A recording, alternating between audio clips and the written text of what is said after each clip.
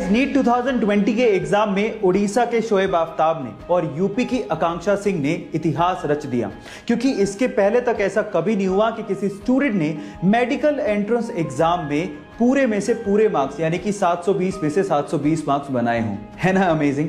लेकिन सवाल यह है कि शोएब और आकांक्षा दोनों के ही 720 मार्क्स थे, तो फिर शोएब को रैंक 1 और आकांक्षा को रैंक 2 क्यों दिया गया? उसके पीछे का रीजन मैं आपको बताता हूं। सबसे पहले इन दोनों के बायोलॉजी के मार्क्स, फिर फिजिक्स के मार्क्स और फिर केमिस्ट्री के मार्क्स कंपेयर किए गए और वो इक्वल थे।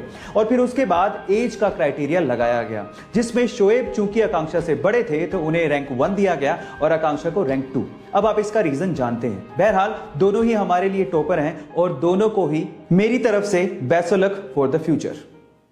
गाइस, ये तो आपको पता ही है कि हमारे देश में सड़कों का जाल बिछा हुआ है और बहुत सारी सड़कें एक दूसरे से इंटरकनेक्टेड भी हैं और हर साल नई सड़कों का निर्माण कंटिन्यूसली हो रहा है। लेकिन मैं अगर आपसे सवाल पूछूं कि हमारे देश में ऐसी कौन सी जगह है जहां पर रोडवेज या यूं कहें कि सारी सड़कें समाप्त हो जाती हैं, खत्म हो जाती हैं, मतलब सड़कों का एंडिंग पॉइंट कौन सा है, तो आप लोग क्या जवाब देंगे? डोंट वरी, मैं आपको बताता हूं।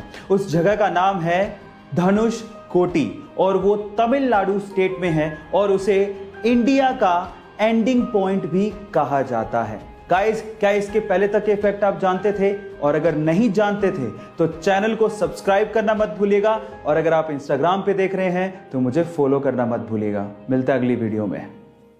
गाइस, ऐसी बहुत सारी चीजें हैं हमारे आसपास जिन्हें देख के अक्सर हम लोग इग्नोर कर देते हैं, लेकिन उनका बहुत ही गहरा मतलब होता है। जैसे कि अगर आपने कभी एरोप्लेन में सफर किया हो तो क्या आपने कभी सोचा है कि एरोप्लेन के अंदर की सीट्स हमेशा ब्लू कलर या उससे मिलते जुलते कलर की ही क्यों होती? मैं आपको इसका आंसर देता हूं। दिखने में छोटा सा क्वेश्चन है लेकिन उसका बहुत गहरा मतलब है। आपको पता है, बहुत सारे लोगों को फ्लाइट में जाने का एक फोबिया होता है, उन्हें डर लगता है, उन्हें एंजाइटी होती है, उन्हें रिलैक्सेशन चाहिए होता है। In that case blue colour आपको रिलैक्स करता है, आपकी एंजाइटी को कम करता है और आपके डर को थोड़ा दूर करने की कोशिश करता है। सो इसके पीछे का एक साइकोलॉजिकल रीजन था। क्या आपको इसके पीछे का रीजन इससे पहले तक पता था? और अगर नहीं पता था तो चैट सेक्शन में लिखना मत भूलिएगा।